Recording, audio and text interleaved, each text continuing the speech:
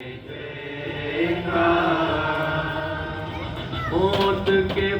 has been pleased to know more into his life.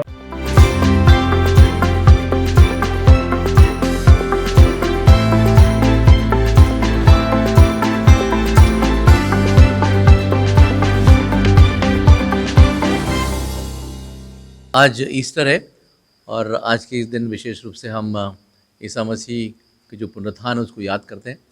हम जानते हैं 3 दिन पहले ईसा मसीह को सूली पर चढ़ाया गया था और उनकी मृत्यु हुई, उनको गाड़ा गया था और जैसा आप बैकग्राउंड में देख रहे हैं गुफा के अंदर उनकी बॉडी को रखा गया था और उसी के अंदर से फिर जब वो पुनर्जीवित होते हैं तो वो जो चट्टान सामने थी वो अपना आप से हट जाती है और जितने भी सैनिक वहाँ खड़े होते हैं वो आश्चर्यचकित हो जाते हैं और सभी वहाँ से भाग जाते हैं। तो ये वही प्रतीक हमने बनाया है यहाँ पे, उसका सिंबल बनाया है किस प्रकार से ईसा मसीह इस पुनर्जीवित हो रहे हैं, गुफा में से निकल रहे हैं। और आज का जो दिन है हमारे लिए विशेष है, बहुत अहम है, जिसकी कि हमारे विश्वास का आधार है, क्योंकि ईसा मसीह पुनरुत्थान हुए उनका, वो जीवित हुए, तो वो हम उनको जीवितों का ईश्वर मानते हैं।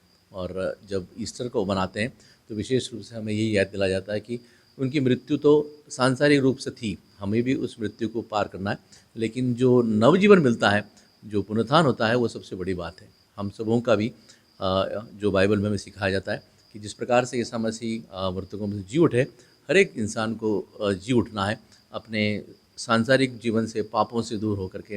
उन्होंने पाप के ऊपर विजय पाई, उन्होंने मृत्यु के ऊपर विजय पाई, उन्होंने पूरे संसार के ऊपर विजय पाई। आज हमने शुरुआत के अंदर आग की आशीष की है और बड़ी सी जो पास्कल कैंडल जिसे कहते हैं उसको जुलूस में हम लेकर आए और सभी ने मोमबत्ती का प्रशंसा गान गाया है।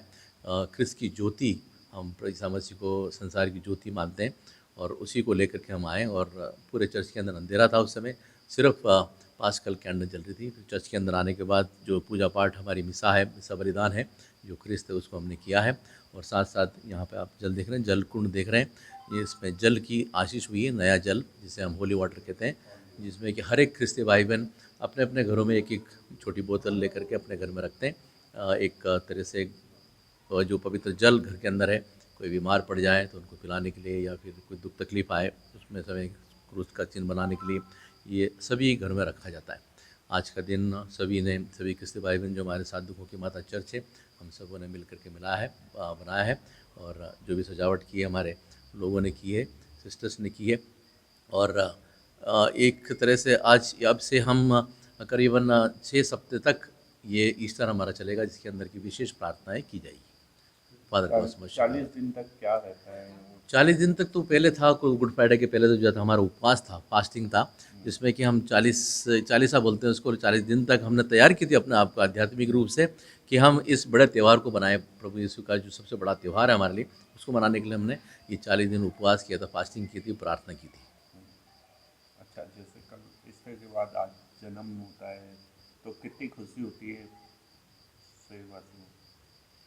जन्म होता तो खुशी तो होती है, लेकिन ईसा मसीह का जो बड़ा, हाँ जी, क्रिसमस के दिन उनका जन्मदिन हुआ था, लेकिन ये हमारे लिए ये और भी बड़ा त्यौहार है, क्योंकि क्रिसमस बड़ा, सबसे बड़ा, क्योंकि हमारे हमारे विश्वास का आधार है ये, है ना। अगर संत पौलुस बाइबल के अंदर कहते हैं अगर प्रभु ईसा मसीह का पुनरुत्थान नहीं होता तो हमारा विश्वास अधूरा रहता, तो इसीलिए इनका पुनरुत्थान होना जरूरी था।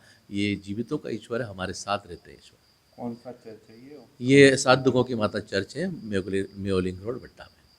अच्छा, 7 दुखों की माता का किस नाम, कैसे बसा ये चर्च?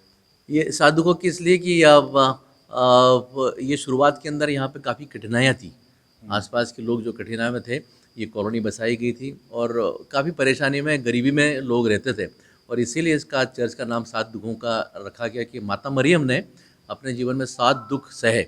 अपने उनके साथ में, अपने बच्चे के साथ में जब उनका जन्म हुआ तो उनको भागना पड़ा, लोग उनको मारना चाहते थे, और कभी इजिप्ट भाग रहे हैं, कभी कहाँ जा रहे हैं, तो बहुत सारी तकलीफ़ें उनको झेलनी पड़ी। तो 7 इस प्रकार के 7 दुख हैं उनके, इसीलिए उनको ये माँ मरियम के नाम पर ये चर्च रखा गया है। आपका नाम? Father cosmos Shekhawat.